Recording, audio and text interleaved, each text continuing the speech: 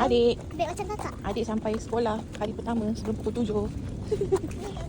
Aisyah. Ada beg macam kakak. Mana? Sama lah. Mesti beli dekat TikTok juga.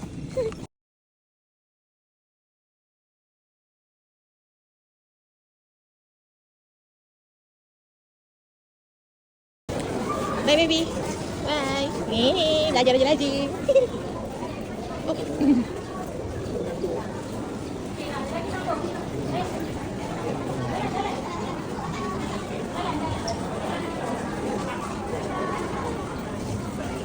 Manila ke bawah balik. Macam Pria.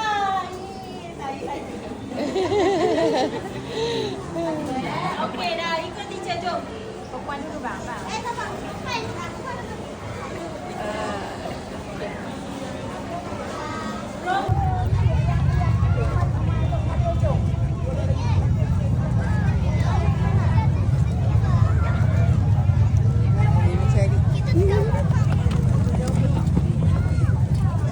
Sayang, Alisha.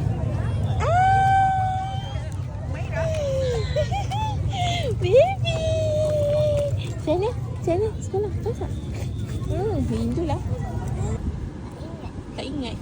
Tadi belajar apa sih? English. Tak ada mainan. Memang tak ada mainan. Ni bukan tadi kau. Belajar satu. Tak ada mainan tadi.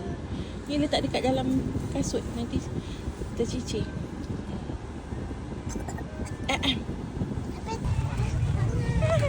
Bapa ikut baju.